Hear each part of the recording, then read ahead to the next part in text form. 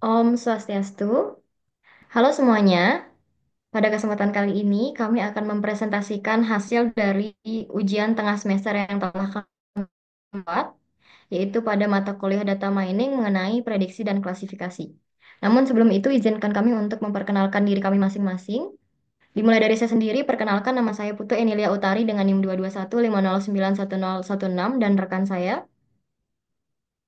Baik, perkenalkan nama saya Baca Darmawan dengan NIM 22150911050.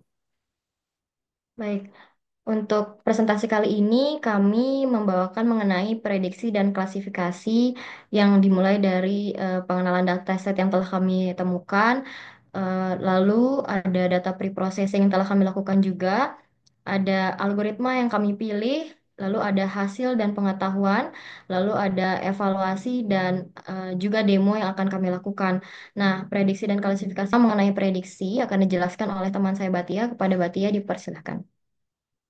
Nah, pada subbab pertama ini saya akan menjelaskan terkait dataset dari prediksi ini. Dataset yang saya gunakan itu berjudul Concrete Compressive Strength, di mana dataset ini saya ambil dari website UC Machine Learning Repository, di mana linknya sudah tertera pada layar PPT saya. Nah, tujuan dari dataset Concrete Compressive Strength ini digunakan untuk melakukan prediksi yang menggambarkan komposisi dari campuran beton. Nah, jumlah data dan fitur yang digunakan itu, jumlah data itu sebanyak 1030 data pada dataset ini, dan jumlah kolom yang digunakan itu 9 kolom yang terdiri dari 8 fitur dan ada satu target. Nah, untuk informasi kolom lebih lanjut itu, kolom yang pertama itu ada semen. Nah, untuk selanjutnya saya akan menjelaskan data preprocessing yang telah dilakukan, di mana yang pertama itu ada penanganan missing value dan duplicates. Nah, untuk melakukan pemeriksaan missing value ini, kita melakukan pengecekan pada missing value di dataset tersebut. Nah, hasilnya menunjukkan tidak ada missing value, jadi tidak ada penanganan lebih lanjut terkait missing value ini. Lalu, yang ketiga itu kami melakukan pemeriksaan duplikat data. Hasilnya itu terlihat terdapat duplikat data. Nah, penanganan yang kami lakukan terkait duplikat data ini dengan menghapus duplikat data tersebut pada dataset. Lalu selanjutnya itu ada deteksi dan penanganan outlier. Di mana outlier ini merupakan nilai-nilai ekstrim yang bisa mengganggu model. Nah, pada dataset yang kami miliki ini terdapat banyak outlier, sejumlah 138 outlier. Nah, hal yang kami lakukan penanganan untuk outlier ini, kami menghapus outlier tersebut pada dataset. Nah, tentu hasilnya dataset ini akan menjadi lebih bersih dan representatif terhadap distribusi data normal. Nah, eh, untuk data preprocessing selanjutnya itu adalah data korelasi, di mana kami melihat korelasi apa saja yang penting dengan target. Hasilnya itu semuanya itu memiliki korelasi yang penting, di mana ada yang mendekati satu ataupun min satu. Tidak ada yang terlalu dekat dengan nilai nol. Lalu selanjutnya untuk data processing selanjutnya itu ada normalisasi dan standarisasi. Nah, metode yang digunakan itu standard scalar dan skip-learn, di mana tujuannya agar semua fitur ini memiliki skala yang sama dengan meannya itu adalah nol dan standar deviasinya itu 1. Nah, data preprocessing yang terakhir itu kami melakukan train test split, di mana data dibagi menjadi data yang data latihan atau training dan data uji atau data testing menggunakan train test split dari scikit-learn. Nah, rasionya itu 80% untuk training dan 20% untuk testing. Nah, tujuan dari melakukan hal ini agar model dapat dilatih pada sebagian besar data dan diuji pada data yang belum pernah dilihat. Next. Dan untuk selanjutnya, saya akan menjelaskan terkait algoritma dari random forest regressor ini. Nah, algoritma yang kami gunakan untuk melakukan prediksi pada dataset ini adalah random forest regressor. Nah, random forest regressor ini merupakan ensemble metode berbasis decision tree. Nah, alih-alih hanya satu pohon, random forest ini membuat banyak pohon. Nah, untuk prediksi regresi, hasil akhir adalah rata-rata prediksi dari semua pohon. Langkah umum untuk melakukan random forest regressor ini, Eh, yang pertama itu adalah dengan mengambil beberapa subset data secara acak atau bisa dibilang bootstrap sampling, lalu membangun decision tree untuk masing-masing subset. Lalu saat memprediksi data baru ini, tiap pohon akan memberikan sebuah prediksi. Nah, untuk hasil akhirnya itu akan dirata-ratakan semua prediksi pohon. Nah, untuk kelebihan dalam penggunaan random forest regressor ini, yang pertama itu akurat dan tidak mudah overfitting. Lalu yang kedua dapat menangani data besar dan fitur yang banyak dan tidak butuh banyak melakukan pre-processing. Nah, contoh dalam penerapan algoritma random forest regressor ini, contohnya jika ada banyak sekali tree, contohnya ada tiga tree, tiga pohon, di mana pohon yang pertama itu memprediksi 30,5, pohon kedua 29,8, pohon ketiga 31,2. Nah, untuk prediksi akhirnya itu kita tinggal mencari rata-ratanya dengan menambahkan ketiga pohon tersebut hasil prediksinya lalu dibagi dengan banyaknya pohon tersebut. Next. Nah, untuk hasil dan visualisasi ini, pertama saya akan jelaskan terkait metrik hasil evaluasinya. Nah, metrik yang saya gunakan itu ada RMSE, MAE, R2, dan MAPE. Di mana terlihat pada layar RMSI-nya itu sekitar 5,19, di mana maksud dari 5,19 ini errornya itu sedikit dan tidak terlalu banyak.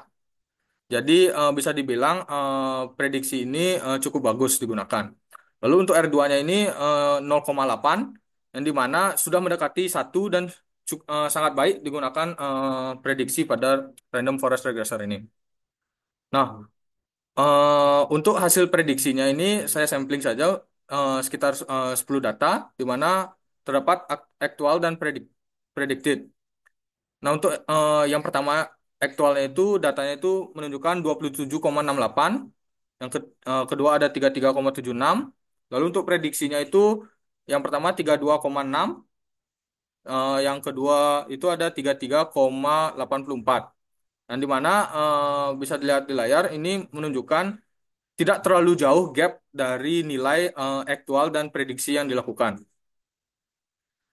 Lalu bisa kita lihat juga pada visualisasi di sebelah kanan, visualisasi antara aktual dan prediksi. Aktual yang berwarna biru dan prediksi yang berwarna kuning. Mana bisa kita lihat di sini pada visualisasinya berdekatan dan tidak terlalu berjauhan. Next.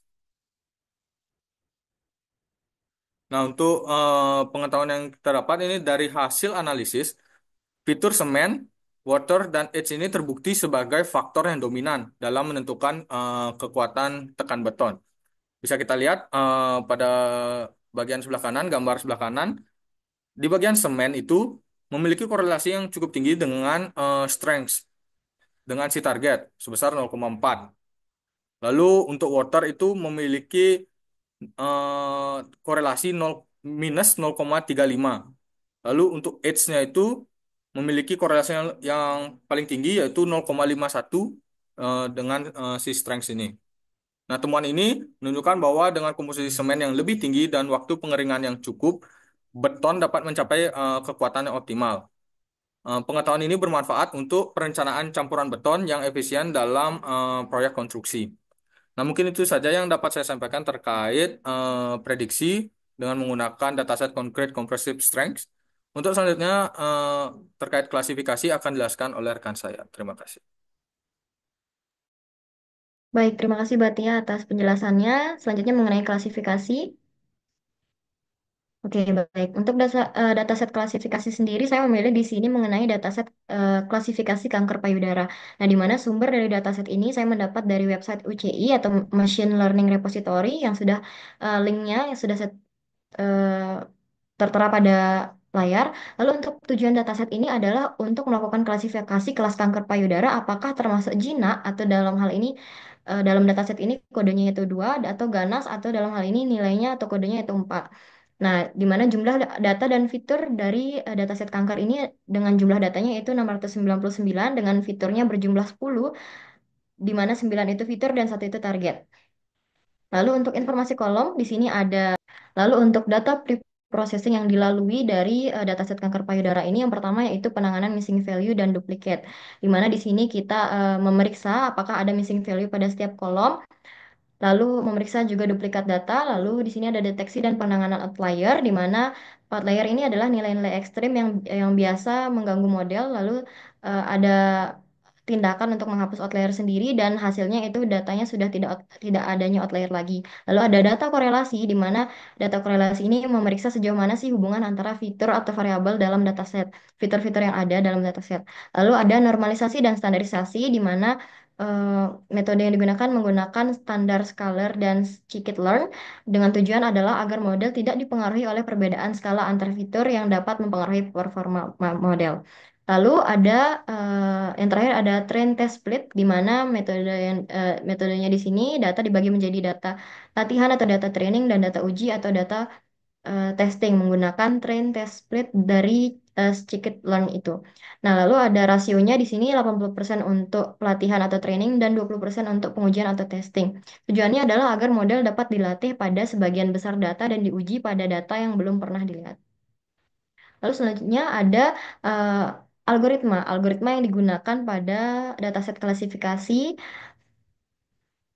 kanker payudara di sini yaitu kami memilih untuk menggunakan SVM atau support vector mesin, di mana konsep dari SVM sendiri, SVM ini merupakan algoritma pembelajaran mesin yang digunakan untuk klasifikasi. Nah, SVM ini mencari hyperline atau garis lurus yang memisahkan data ke dalam dua kelas dengan margin terbesar, di mana dua kelas dalam dataset kanker payudara ini adalah kelas 2 yaitu jinak dan kelas 4 yaitu ganas.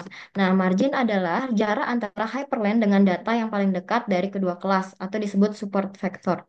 Di mana langkah umum dari model algoritma SVM ini menentukan hyperlink seperti yang saya jelaskan tadi. Lalu ada menangani data nonlinear menggunakan kernel trick untuk memetakan data ke dimensi yang lebih tinggi agar data menjadi linear. Lalu yang terakhir ada melakukan klasifikasi data yang terletak di sisi yang berbeda dari hyperlink akan diklasifikasikan ke kelas yang sesuai.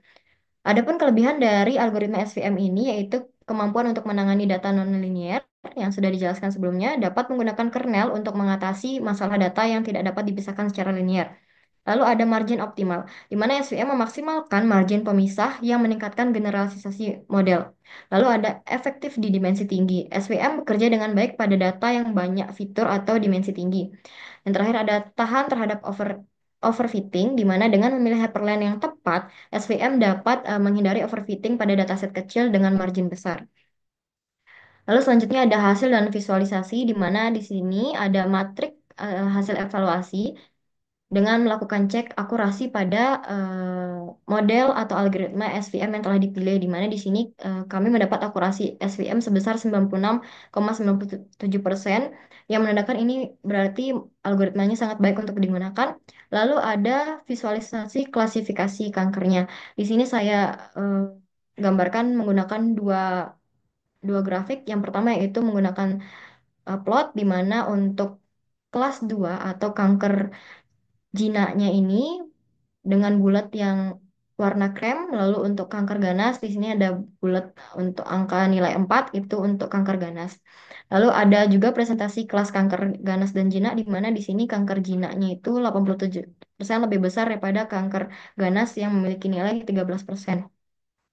Lalu untuk pengetahuan dari dataset ini, dari setelah melakukan data mining terhadap dataset ini atau klasifikasi khususnya, kita dapat mengetahui bahwa adanya fitur penting di sini. Jadi, ini merupakan fitur penting di mana setiap fitur eh, ditampilkan di sini. Contohnya clamp thickness dengan clamp thickness sendiri dengan clamp thickness dengan fitur-fitur lainnya.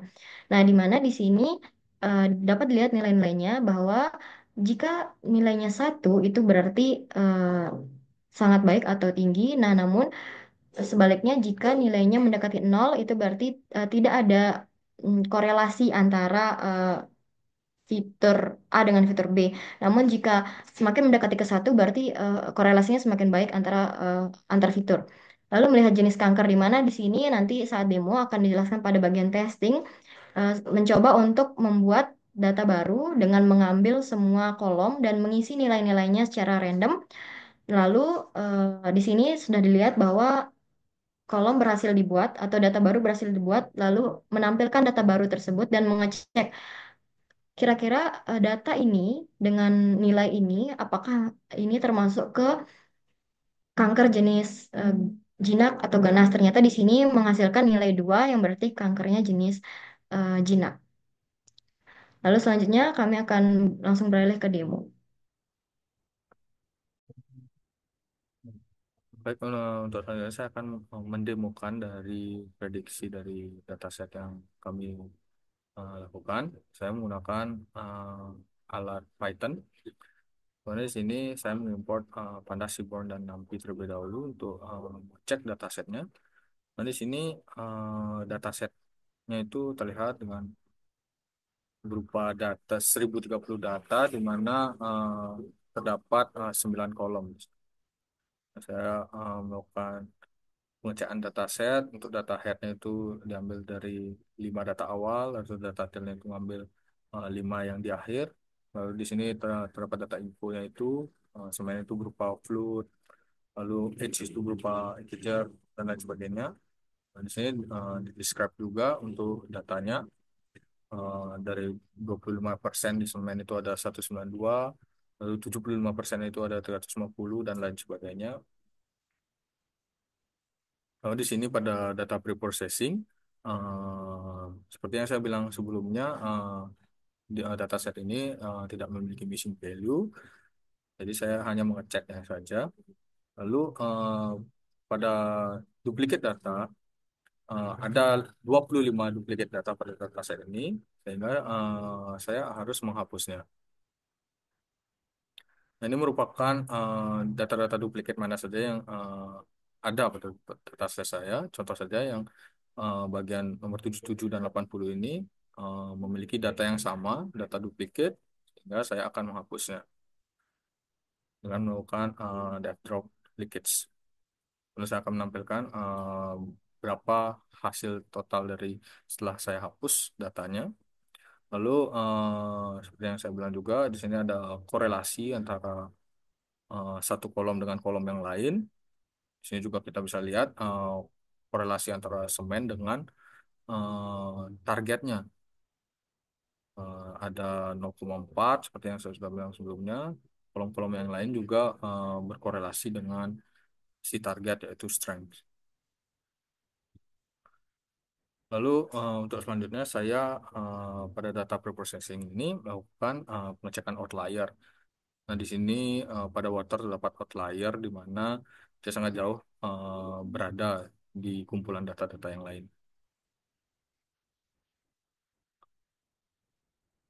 Lalu di sini saya melakukan definisi dari outlier itu harus berada di antara Q1 dan Q3.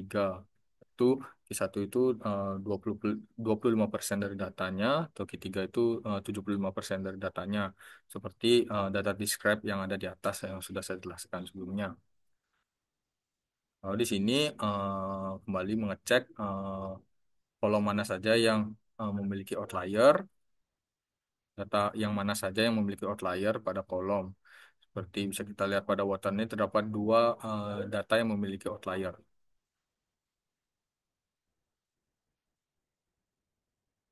Eh, untuk selanjutnya ini pada code ini saya mengecek outlier itu berdasarkan dari ID-nya.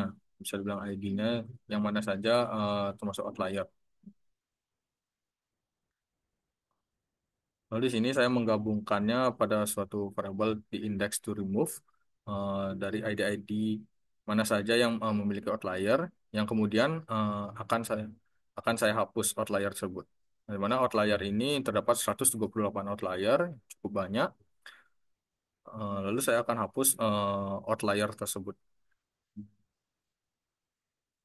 Nah, hasil yang didapatkan menjadi 782 rows, 782 data dengan 9 kolom. Nah, hal ini artinya datanya sudah bersih, sudah melakukan data preprocessing, untuk selanjutnya melakukan modeling data dan evaluasinya. Di sini saya nge-read data yang sudah bersih tersebut, read lagi datanya. Lalu di sini untuk modeling datanya, itu saya akan melakukan import beberapa hal yang diperlukan. untuk menerapkan algoritma random forest. Dan di sini saya mendefinisikan strength itu menjadi target, menjadi target.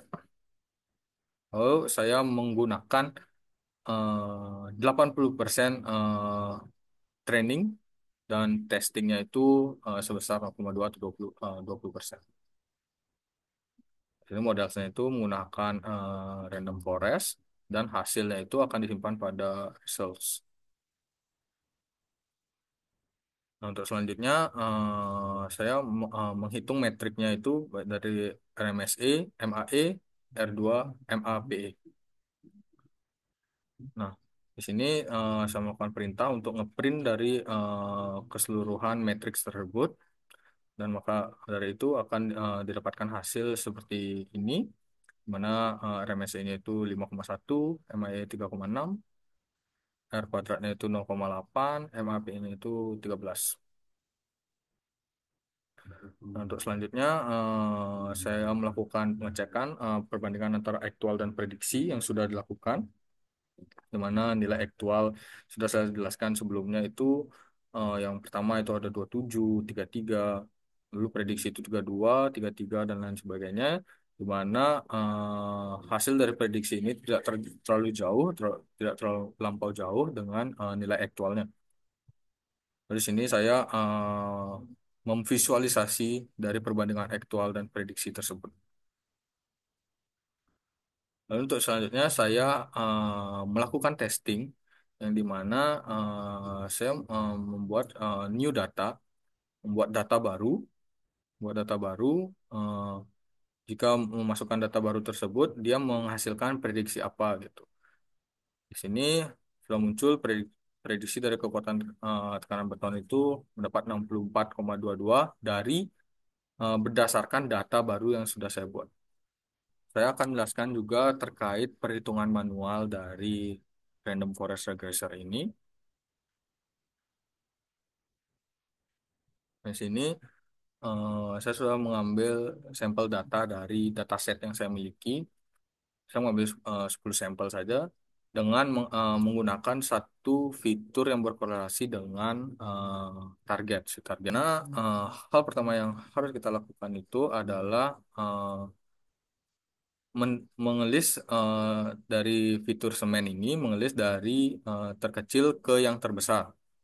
Lalu kita menghitung nilai thresholdnya itu eh, atau nilai tengahnya dari contoh saja dari 198,6 eh, nilai tengah dengan 266,0 ini berapa gitu. Kita mencari nilai tengahnya, kita dapat sekitar segini. Ada 5 threshold yang sudah saya dapatkan dari 10 dataset sebagai sampel ini. Lalu kita akan membuat eh, pohonnya, di mana jika menggunakan threshold ini 299,25, threshold yang kedua, semen lebih kecil sama dengan 299,25. Kita masukkan semen apa saja yang lebih kecil dari 299,25 itu. Di sini ada 198, ada 266, dan 266 ini ada dua. Berarti ada tiga data yang masuk kualifikasi dari kurang dari 299,25. Kita lihat prediksinya itu berapa gitu, strength-nya itu ada berapa nilai strength-nya. Lalu kita tinggal melakukan prediksi pada strength tersebut dengan cara melakukan rata-rata pada ketiga data strength ini. Maka dapat hasilnya itu adalah 45. Lalu itu untuk pohon yang sebelah kiri, tangan kirinya. Lalu untuk di cabang kanannya itu dengan kualifikasi semen itu harus lebih besar dari 299,25, di mana ada tujuh data yang memiliki nilai lebih besar dari 299,25. Sama halnya kita harus melakukan prediksi, melakukan rata-rata dari strength ini, hasil strength 7 data tersebut. Nah, mungkin bakal tidak semen saja yang akan dilakukan, bukan threshold ini saja, tapi kelima threshold ini dilakukan juga. Lalu selain fitur semen, ada fitur-fitur lain yang digunakan. Nah, untuk hasil akhirnya itu tinggal kita totalkan berapa, lalu dibagi dengan berapa jumlah dari tree tersebut. Maka akan didapatkan hasil prediksinya untuk dataset ini. Nah, untuk rumusnya, untuk MSE itu memiliki rumus seperti ini, bisa dilihat seperti ini rumusnya.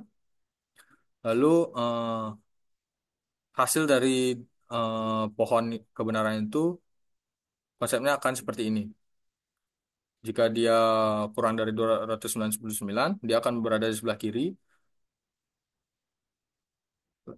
Lalu jika dia lebih dari 299, dia akan berada di sebelah kanan. Dia akan terus bercabang, terus kita carikan hasilnya, lalu tinggal kita melakukan prediksi. Mungkin itu saja yang dapat saya sampaikan terkait perhitungan manual dari prediksi ini. Untuk selanjutnya akan dilanjutkan oleh rekan saya terkait kualifikasi. Terima kasih. Oke, baik. Selanjutnya saya akan menjelaskan mengenai klasifikasi, di mana di sini sudah saya jelaskan sebelumnya mengenai klasifikasi kanker payudara. Nah, ini saya import Python dulu. Ini merupakan link UCI dari dataset yang saya gunakan, di mana di sini saya langsung saja untuk import in Python, karena di sini kami menggunakan Python. Nah, ini masih import Python di bagian sini, di bagian sel import Python, pada yang di sini kami di sini sudah pada tahap menyimpan feature dan target ke dalam file CSV. Lalu untuk datasetnya sendiri, di sini pertama pip install pandas, lalu mengimport library yang dibutuhkan. Lalu di sini saya melakukan read pada dataset kanker yang sudah di diproses di sini tadi. Lalu di sini keluar datasetnya dengan kolom-kolomnya. Dengan di sini disertakan bahwa adanya 699 rows atau baris dengan 10 kolom. Di mana 10 kolom ini sudah termasuk targetnya. Lalu saya melakukan print data shape kembali untuk memastikan lagi benar adanya 699 rows dan 10 kolom. Lalu saya menampilkan kolom yang ada di dataset tersebut. Ini merupakan kolom-kolomnya. Lalu saya melakukan print pada data head di mana ini merupakan print data awal, pada bagian baris awal pada dataset. Lalu sudah ditampilkan juga, saya juga menampilkan data pada bagian baris akhir atau data tail pada dataset. Lalu ada data info, di mana data info ini kita bisa melihat data type yang digunakan dari seluruh kolomnya. Kebetulan di sini semuanya integer, namun di sini ada bare nuclei ini menggunakan float. Nah, lalu ada data describe. Nah, di mana data describe ini kita bisa melihat count main 25% dan lain-lainnya di sini, di mana untuk kolom pertama yaitu clamp thickness di sini dengan max-nya di angka 10.000 dan min-nya di angka 1.000, begitu juga yang lainnya. Lalu di sini saya mencoba data class VLOOKUP di sini untuk mengetahui jumlah kuantitas dari atribut label atau hasil, di mana di sini untuk kelas 2 atau kelas kanker yang jinak itu sejumlah 458 data, dan kanker yang ganas atau nilainya 4 ini berjumlah 241 data. Lalu kita masuk ke tahap data pre-processing, di mana di sini pertama yaitu menangani missing value. Nah, dapat dilihat di sini missing value langsung ditampilkan di sini. Di sini ada missing value di bagian bare nuclei dan di bagian ya di sini bare nucleinya.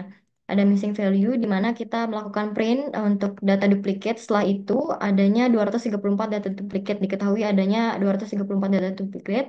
Nah, lalu saya melakukan print untuk lebih jelasnya yang mana saja data duplikat itu. Ini merupakan data duplikatnya, ada baris ke-28 dengan baris ke-35 di sini data duplikatnya.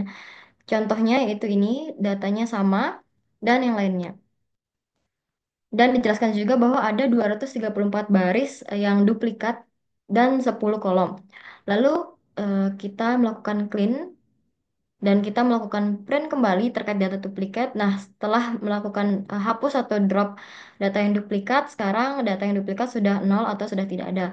Lalu kita melihat korelasi antar fitur, antar kolom, di mana tadi sudah dijelaskan sebelumnya saat PowerPoint bahwa ini adalah korelasi antar fitur atau antar kolom, di mana jika mencapai angka satu atau semakin mendekati angka satu, berarti korelasinya itu sangat tinggi atau sangat baik. Namun sebaliknya, jika mendekati angka nol, semakin nilai itu mendekati angka nol, maka korelasinya semakin rendah atau semakin tidak baik. Lalu ini eh, di bagian data pre-processing, selain missing value dan data duplicate, adanya kita melakukan cek untuk outlier. Outlier di setiap kolom. Ini representasinya berupa gambar di sini grafik. Ini di di kolom pertama tidak ada outlier. Di sini kebetulan dataset kanker memang sedikit outliernya. Di sini juga tidak ada. Lalu di kolom-kolom selanjutnya, nah ini adanya outlier di kolom marginal addition. Lalu terus kami lakukan di seluruh kolom untuk mengetahui outliernya. Lalu setelah itu di sini kami melakukan detect pada outlier di mana kami mengambil Q1 dan Q3 yang dipakai untuk melihat sebaran tengah dari data, di mana Q1 dan Q3 itu didapat dari sini 25 dan 75-nya yang kami ambil menjadi Q1 dan Q3 sebagai untuk melihat sebaran tengah dari data. Nah, lalu ini ukuran penyebaran data tengahnya. Nah, ini lower lower bound ini adalah bagian batas bawah data. Jadi, ketika memang adanya data di dalam suatu kolom dataset kanker payudara ini kurang dari lower bound yang sudah ditentukan, maka itu diklasifikasikan atau ditentukan sebagai outlier. Namun juga jika adanya nilai pada suatu kolom di dataset kanker ini yang melebihi nilai upper bound yang sudah ditentukan, itu juga termasuk outlier. Jadi jika melebihi batas dari penentuan lower dan upper bound ini, itu termasuk data outlier. Lalu kita memanggil detect outlier untuk mengembalikan batas bawah dan batas bawah untuk mendeteksi apakah ada nilai di kolom klamtik ini yang termasuk outlier. Nah, jadi kita di sini menampilkan em, datanya yang outlier. Kembali lagi ini untuk setiap kolom, jadi seluruh kolom kami sertakan di sini. Ini adanya, ini kelihatan outliernya, ini ditampilkan outliernya. Lalu seluruh kolom dilakukan. Lalu setelah itu kami melihat baris yang outlier. Setelah melihat kolom yang outlier, kami melihat baris yang outlier. Nah, di sini ditampilkan untuk masing-masing kolom baris mana saja yang terdapat outliernya, seperti itu. Lalu ini index to remove. Jadi tadi di setiap kolom itu kita sudah menampilkan indeks mana saja atau baris mana saja sih yang termasuk layer. Namun untuk menghapus ini kami kembali lagi menampilkan indeks atau baris mana saja yang termasuk outlier. Karena kenapa? Karena semisal di sini, semisal di kolom bagian data normal nuklei ini kita kan sudah tampilkan baris mana saja yang outlier. Lalu kita langsung proses untuk menghapus outliernya. Lalu di sini kita kembali lagi menampilkan barisnya. Takutnya nanti ketika kita menampilkan data yang di kolom sebelumnya, lalu kita menghapus eh, outlier itu, otomatis data yang lain itu akan naik menggantikan nomor data yang sudah dihapus. Nah, otomatis nanti takutnya data yang tidak outlier itu didetek sebagai data outlier. Jadi di sini kami menampilkan seluruh dulu kolomnya untuk keseluruhan baris mana saja yang outlier, baru di sini dirampung dari seluruh kolom itu kolom mana saja yang outlier karena tidak menutup kemungkinan ada beberapa kolom yang memiliki baris outlier yang sama seperti itu.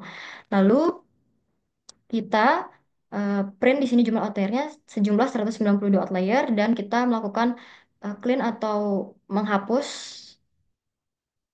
hal tersebut. Lalu di sini ditampilkan bahwa data terbaru atau data yang sudah dihapus adanya pembaharuan yaitu sebanyak 491 baris dengan 10 kolom. Jadi barisnya berkurang dari eh, preprocessing yang sudah dari sebelum dilakukannya preprocessing. Nah, lalu di sini saya kembali lagi untuk memvalidasi apakah memang sudah bersih ya datanya. Di sini sudah dapat dilihat bahwa bare nuclei ini sudah nol, tidak ada missing value. Lalu data correlation kembali. Lalu di sini saya karena memang sudah valid, tidak udah benar dilakukan pre-processing, jadi saya melakukan eh, data clean ini saya pindahkan ke CSV, lalu melakukan read lagi pada data yang sudah di clean. Di sini saya beri nama klasifikasi kanker satu clean, dan di sini kami baca lagi untuk klasifikasi kanker satu clean ini memastikan bahwa sekarang data yang kita gunakan yaitu data yang sudah bersih. Nah, ini merupakan saya kembali lagi memperlihatkan data yang sudah bersih eh, berjumlah 491 baris dengan 10 kolom. Nah, lalu di sini saya melakukan menghapus, membagi menjadi X dan Y untuk eh, data yang diproses. Jadi di sini untuk X-nya, X ini X ini merupakan kolom-kolom yang tidak termasuk target. Jadi kolom-kolom fitur yang tidak termasuk target. Nah, lalu untuk Y sendiri merupakan target dari dataset kanker ini. Nah, lalu kita print di sini ada 491 X dan Y sama-sama 491 baris. Namun di sini X-nya ada 9 kolom atau 9 fitur dengan Y-nya ini hanya satu yaitu kelas targetnya.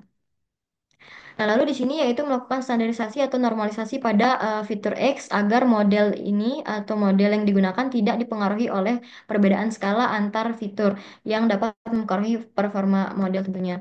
Lalu di sini seperti yang dijelaskan sebelumnya di PowerPoint memisahkan dataset menjadi dua bagian yaitu dataset pelatihan dan dataset pengujian.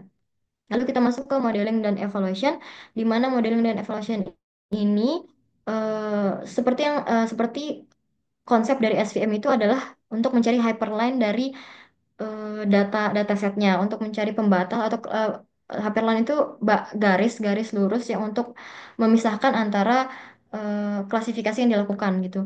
Jadi di sini kita langsung saja SVC-nya karena tadi SVC-nya sudah diimport di bagian atas. Lalu pencarian hyperlink terbaik, lalu kita akan ini CLF ACC ini akan berisi nilai akurasi model SVM-nya. Lalu di sini berisi penggambaran detail performa model tiap kelas. Lalu mendapatlah akurasi dari model SVM ini yaitu sebesar 96,977 yang artinya sangat baik. Nah, lalu di sini saya memvisualisasikan datanya menggunakan scatter plot. Nah, ini untuk kelas-kelasnya ini visualisasi scatter untuk klasifikasi yang sudah dijelaskan dari PowerPoint tadi. Dan ini juga ada diagram pie. Lalu setelah ini dengan catatan setelah data dibersihkan, dilihatnya setelah data dibersihkan. Nah, lalu ka- eh, saya di sini mencoba untuk melakukan menemukan X dan W. Mungkin di sini saya menjelaskan di sini pertama kali kita melakukan split data dan testing dulu untuk membagi data 80% untuk training dan 20% untuk pengujian.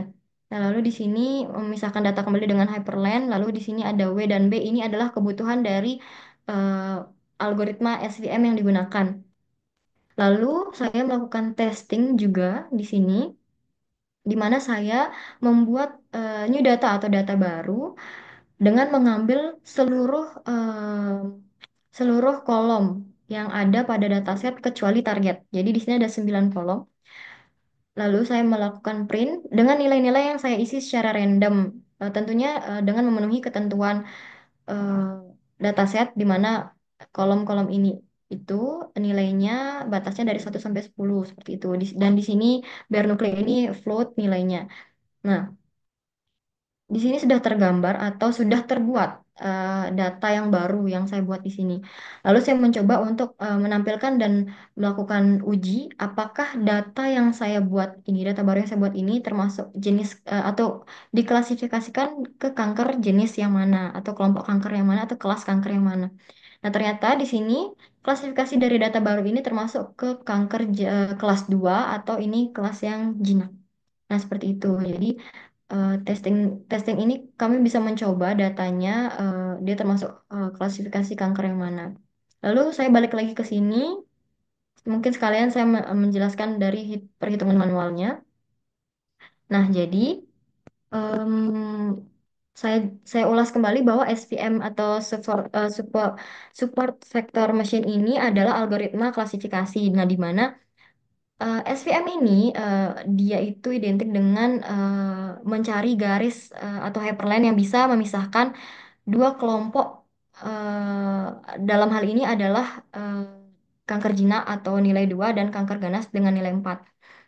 Nah, lalu di sini seperti yang sudah saya jelaskan kita membagi antara nge-split data antara training dan testing.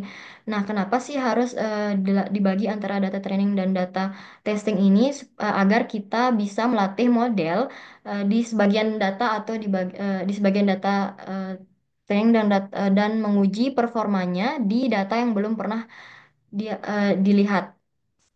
Nah, lalu sebenarnya apa yang dicari oleh SVM sendiri? Nah, SVM sendiri itu ini sebenarnya rumus inti SVM Fx sama dengan W dikali X plus B. Nah, jadi SVM itu mencari W, X, dan B ini. Nah, maka dari itu di sini kita melihat bobot atau W. Nah, di mana W ini, bobot atau koefisien setiap fitur atau W ini dihitung oleh SVM. Dan ini menunjukkan, W ini menunjukkan pengaruh tiap fitur terhadap keputusan model. Jadi keseluruhan fitur itu dicek pengaruhnya terhadap keputusan model.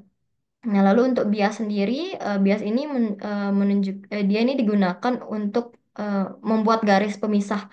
Bias ini merupakan hyperlink atau titik potong terhadap klasifikasi yang dilakukan dari SVM sendiri. Nah, lalu dilakukan print di sini didapatkan bahwa weight-nya segini. Ini merupakan em, fitur-fitur di sini dapat dilihat bahwa 1, 2, 3, 4, 5, 6, 7, 8, 9 tidak termasuk target. 9 yang kolom yang sudah ditunjukkan seberapa besar sih pengaruh tiap fitur terhadap keputusan model. Nah, lalu ada biasnya juga di sini. Lalu ada sampel future-nya di sini sama berjumlah 9. Lalu ada truth table-nya. Nah, ini setelah ini keluar barulah kita bisa melakukan perhitungan manual di Excel dengan fiturnya dimasukkan ke sini. Itu satu dari min ini sampai pada 0. Nah, lalu bobotnya juga dimasukkan ke sini sampai semuanya keseluruhan. Lalu fitur dan bobot ini dikalikan satu persatu, ditemukan hasilnya. Nah, lalu untuk jumlahnya sendiri untuk fitur jumlahnya keseluruhan fitur ini setelah dijumlah hasilnya segini, keseluruhan bobot setelah dijumlah hasilnya 2,41 sekian dan X dan W ini setelah dikali hasilnya minus 1,5 sekian. Nah, dengan catatan di sini sudah diberitahukan biasnya itu min 2,08 sekian. Nah, lalu ini merupakan hasil dari perhitungan rumus SVM-nya di mana Fx sama dengan X dikali W ditambah B itu sama dengan min 3,669. Nah, min 3,669 itu kurang dari 0. Nah, di sini kita lihat jika fx kurang dari 0, maka itu akan diklasifikasikan ke kelas 2 atau jinak. Nah, jika fx lebih dari 0, maka itu akan diklasifikasikan sebagai kanker ganas. Nah, kebetulan min 3,6 ini adalah jenis kanker yang eh, hasilnya kurang dari 0, berarti dia termasuk jenis kanker dan jinak. Lalu kita eh, hubungkan dengan ini, terus tabel yang di sini. Di sini seperti sudah diberitahu bahwa ini merupakan kanker yang jinak atau kelas 2. Jadi perhitungan ini benar adanya bahwa hal yang dites ini, hal yang diambil atau pengujian ini mendapat nilai -3 ini kurang dari 2, itu artinya dia kelas kanker jinak, dan di sini diberitahu bahwa true labelnya adalah 2 atau kanker jenis jinak. Baik, itu dia tadi penjelasan untuk presentasi kami terkait ujian tengah semester pada mata kuliah data mining terkait prediksi dan klasifikasi. Kami mohon maaf sebesar-besarnya apabila adanya kesalahan atau kekurangan selama kami menjelaskan tadi. Saya tutup presentasi ini dengan mengucapkan Prama Santi. Om Santi, Santi, Santi Om.